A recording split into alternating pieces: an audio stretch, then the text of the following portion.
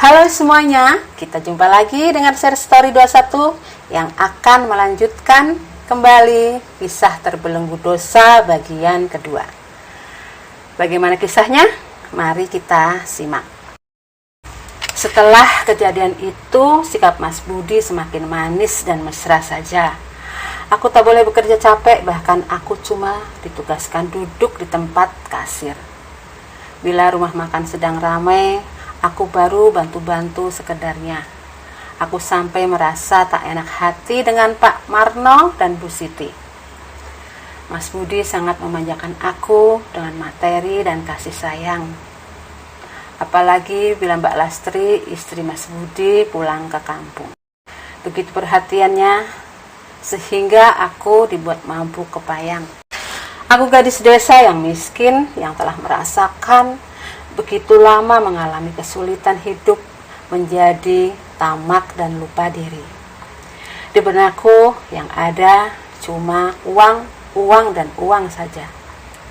Mungkin orang yang tak pernah merasakan kesulitan seperti hidupku dulu pasti akan mencibir dengan sikapku. Salahkah aku yang ingin merasakan sedikit kebahagiaan dengan tak terhimpit masalah ekonomi yang benar-benar menyesakkan dada? Tahun demi tahun berlalu, tak terasa hubungan terlarang ini aku jalani kurang lebih 4 tahun. Semua lancar-lancar saja. Tak ada yang curiga dengan hubungan terlarang kami.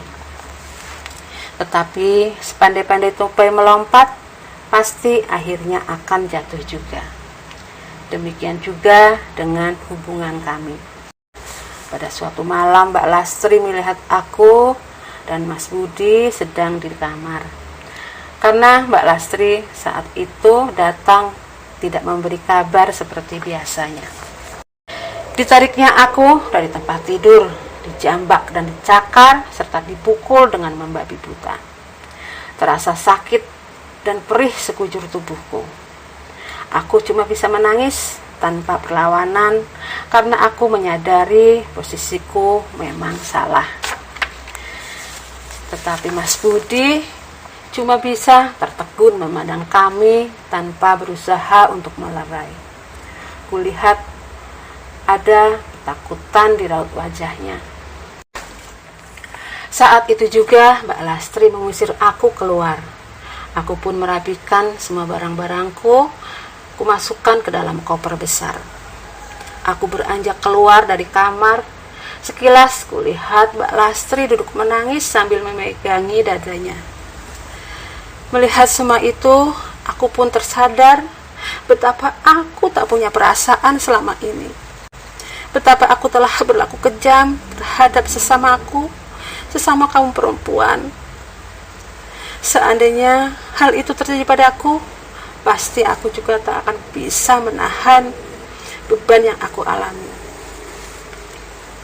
Aku dengan gontai keluar dari rumah makan itu. Aku berjalan mencari penginapan untuk bermalam sementara. Keesokan harinya, aku pulang ke kampung. Sesampai di rumah, ibu menyambutku dengan terheran-heran. "Kenapa pulang, Nak? Kok pucat sekali wajahmu?" tanya ibu. "Gak apa-apa, Bu. Gak enak badan sedikit," jawabku sekenanya. "Dinar mau istirahat dulu ya, Bu." Aku langsung masuk kamar dan kurubahkan badanku di atas tempat tidur. Aku menangis diam-diam. Aku tak tega membayangkan raut muka kecewa dan sedih serta malu di wajah mereka. Penyesalan pun datang mengusik di dadaku. Kenapa penyesalan selalu datang terakhir? Kenapa selalu terlambat? Maafkan Dinar, Ayah. Maafkan Dinar, Ibu. Setelah sebulan aku di rumah, pikiranku sudah mulai terang, sudah mulai tenang. "Kamu gak balik lagi ke Jakarta?" tanya ibu. "Enggak lah, Bu. Dinar mau istirahat dulu," jawabku. Pada suatu pagi, aku merasa pusing dan mual-mual. Rasanya ingin muntah. Akhirnya aku seharian muntah-muntah terus sampai badanku terasa lemas. Keadaan itu berlangsung hampir setiap hari, sampai aku tak bisa bangun dari tempat tidur. Aku dipaksa ibu untuk memeriksakan diri ke dokter. Dan setelah diperiksa dokter itu malah memberikan selamat padaku. "Selamat ya Mbak Dinar hamil 3 bulan, kata dokter itu. Aku tersentak kaget mendengarnya. Bagaimana bisa terjadi? Padahal selama ini aman-aman saja. Terlebih lagi ibuku sampai duduk lemas di kursi pasien. Air matanya membasahi pipi. Sedangkan aku merasa gelap seisi dunia. Tak tahu apa yang harus aku lakukan untuk kedepannya. Sesampai di rumah, ibu pelan-pelan menyampaikan keadaanku pada ayah. Ayah tak kalah kaget, tetapi ayah berusaha tabah dan sabar. "Siapa yang telah melakukannya?" tanya ayah pelan-pelan. Aku cuma bisa menangis. Tak sepatah kata pun mampu kuucapkan. Terasa tercekat kerongkonganku. Aku sendiri tidak tahu harus apa yang aku lakukan. Aku tak tahu harus bagaimana dengan keadaanku yang sekarang. Ayah pasti akan marah. Ayah pasti akan murka kalau tahu siapa yang menghamili aku. Sebulan berlalu dan perutku sudah mulai kelihatan membuncit. Akhirnya kami bermusyawarah mengenai apa yang harus aku lakukan dengan kehamilanku. Orang tuaku tak mau mengambil jalan pintas yang akan menambah dosa. Orang tuaku sangat bijaksana, mau menolong apa yang sedang dilakukan dan menimpa anaknya. Akhirnya ayah menghubungi Bule, adik dari ayah yang sudah menikah lama tetapi tak kunjung punya anak. Bule sangat senang dengan keputusan ayah yang akan memberikan anakku jika nanti lahir. Dan singkat cerita, aku pun diungsikan ke rumah buleku sampai melahirkan. Karena ayah tidak mau orang kampung tahu dengan keadaanku. Aku waktunya melahirkan. Aku masuk ke kamar bersalin, tak ada yang menemani, cuma dokter dan perawat. Aku menahan rasa sakit di perutku yang semakin lama semakin sering kurasakan. Tulang-tulang rasanya mau patah. Aku mengejan sekuat tenaga, berharap cepat keluar bayi dalam rahimku. Ototku terasa mau putus dan sakit di perut semakin menghebat.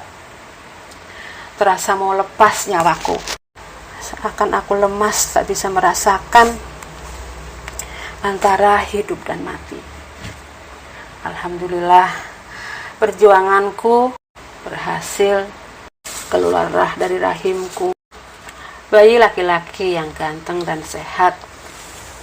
Setelah melihat anakku lahir, aku benar-benar jatuh cinta dengan anakku.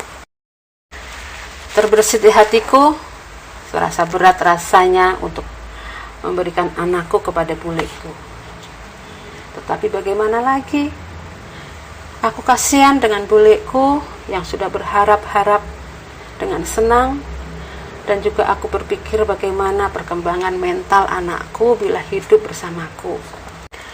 Dinar, kamu bisa sering-sering datang. Nanti kalau sudah besar, Bule janji akan kasih tahu siapa ibu kandungnya. Jadi kamu harus ikhlas demi anakmu, demi masa depan anakmu, kata Bule bijaksana. Aku jadi merasa lega dan wawasanku pun terbuka. Dengan ibu aku bisa berterus terang siapa ayah bayiku. Tetapi dengan ayah aku masih takut. untuk berterus terang. Lagian, untuk apa? Kulihat dari sikap Mas Budi sepertinya mau lepas tangan, mau lepas tanggung jawab. Tidak pernah berusaha mencari kabarku atau menengok aku. Bahkan, dia tak berani pulang ke kampung. Kabarnya bagai ditelan bumi. Aku berusaha menerima resiko yang harus aku tanggung karena berani bermain api, berani mengganggu rumah tangga orang. Aku bersyukur Allah Maha Penyayang, Allah Maha Pengasih. Anakku ada yang memerawat, bahkan dari keluarga dekat. Jadi aku tak akan kehilangan kontak dengan anakku. Bisa melihat perkembangannya sewaktu-waktu kapanpun aku mau. Aku melanjutkan hidupku di kampung dengan membuka toko sembako. Kujalani hidupku dengan sebaik-baiknya. Aku bertobat untuk waktu-waktuku yang kulewati dengan penuh dosa. Aku bersyukur Allah telah memberi terang untuk sesatku.